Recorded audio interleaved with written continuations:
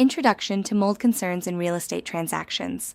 In the previous section, we discussed how buyers and agents should evaluate home inspectors, including reviewing references, verifying insurance coverage, understanding standards of practice, and encouraging buyers to attend inspections. That discussion naturally leads into another topic that frequently creates anxiety and legal disputes in real estate transactions: mold. Few property condition issues generate as much concern among buyers and sellers as mold. Mold itself is not a new problem in homes. What has changed is the amount of public attention and legal scrutiny the issue has received. Media coverage, insurance claims, litigation, contractor advertising, and widespread public concern have all contributed to increased attention on mold-related problems during real estate transactions. As a result, mold questions now arise regularly during property inspections and disclosure discussions. Real estate professionals should understand that mold concerns often involve multiple issues, including health concerns, water intrusion, disclosure duties, inspection decisions, and potential liability after closing. Because of these risks, mold should be addressed carefully and professionally during real estate transactions. Why the sudden interest in mold? Mold has existed in homes for as long as homes have existed. However, public awareness has increased significantly in recent decades because of media stories involving alleged health effects, large court verdicts, and expensive remediation projects. As mold-related concerns gained attention, the issue also became a subject of aggressive marketing. Mold testing companies, remediation contractors, and legal advertisements related to mold claims became increasingly common. This increased visibility has led many buyers to fear mold before fully understanding what mold actually is, how it develops, and when it truly presents a serious issue. For real estate professionals, the key responsibility is to address mold questions using accurate information rather than fear-based speculation. Licensees are not expected to be environmental scientists or medical experts, but they should understand the basics well enough to guide clients toward reliable information and qualified inspection professionals. What is mold? Mold is a type of fungus that grows on organic materials when moisture is present. Mold spores exist naturally in both indoor and outdoor environments. In other words, mold spores are essentially everywhere. The real issue is not whether mold exists at all. Instead, the question is whether conditions exist that allow mold to grow extensively inside a structure. Mold typically thrives when moisture is present. Water intrusion, high humidity, condensation, plumbing leaks, flooding, and long-term dampness all create conditions that allow mold to grow.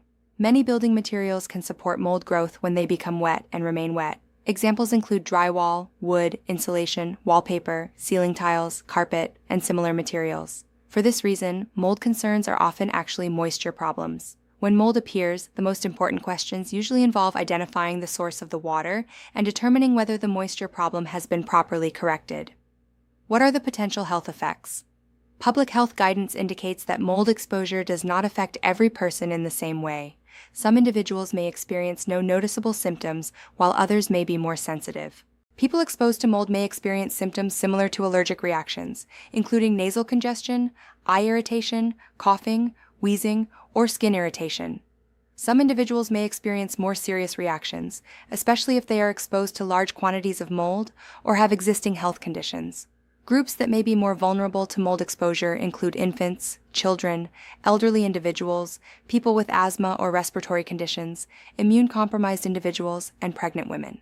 Because reactions to mold vary widely from person to person, real estate professionals should avoid making medical judgments. Instead, they should encourage clients with health concerns to consult qualified medical or environmental professionals. What is toxic mold?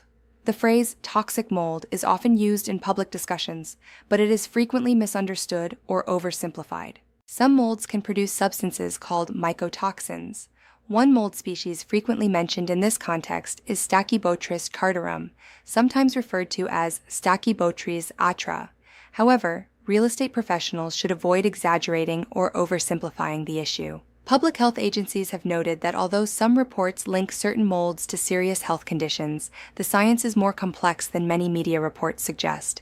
In practical terms, agents should avoid attempting to identify specific mold species themselves. The important real estate question is not which species of mold exists, but whether visible mold, musty odors, water intrusion, or other moisture conditions suggest a property condition that should be investigated. Is all black mold toxic? No, this is one of the most common misconceptions about mold. Many molds appear dark or black in color, but not all dark-colored mold is Stachybotrys, and not all mold is considered toxic. For example, dark mold commonly found in bathrooms or damp areas may simply indicate normal mold growth related to humidity. Proper identification of mold species generally requires microscopic analysis by a qualified environmental specialist, not visual identification by a homeowner or real estate professional. Because of this, agents should never make statements such as, "that is toxic mold," unless a qualified expert has confirmed the diagnosis.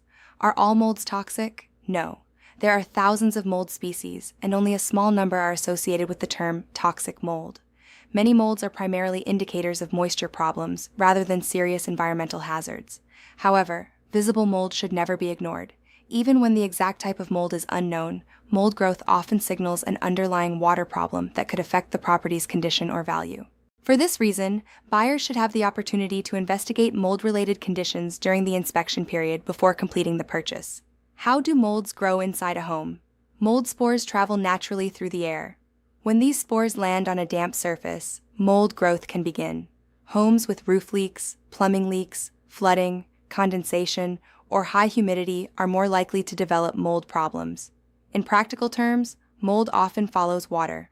If a home has experienced repeated leaks, wet carpeting, long-term moisture exposure, or flood damage that was not properly dried, mold may develop in visible or hidden areas. Agents and buyers should be attentive to warning signs such as musty odors, water stains, warped drywall, ceiling discoloration, damp cabinets, or prior flooding history. Can mold be eliminated? Because mold spores exist naturally in the environment, it is not possible to completely eliminate mold from indoor environments. What can be controlled, however, is moisture. The most effective way to control mold growth is to identify and correct the underlying moisture source. This may involve repairing roof leaks, fixing plumbing problems, improving ventilation, or professionally drying areas affected by water intrusion. If the source of moisture is not corrected, simply cleaning visible mold may not prevent the problem from returning. Should homes be tested for mold? Mold testing is one of the most common questions buyers ask, but the answer is not always simple. Public health guidance often indicates that testing is not always necessary when visible mold or strong musty odors are already present. In these situations, the presence of visible mold may already indicate that a moisture problem exists and should be addressed. Another complication is that mold testing standards can vary widely. Mold sampling often requires comparison with outdoor baseline levels, and there are limited universal standards defining acceptable mold concentrations. Because of these complexities, buyers who choose to conduct mold testing should carefully evaluate the qualifications of the environmental professional performing the test. What if a buyer wants to test for mold? If a buyer chooses to perform mold testing, selecting a qualified professional is extremely important.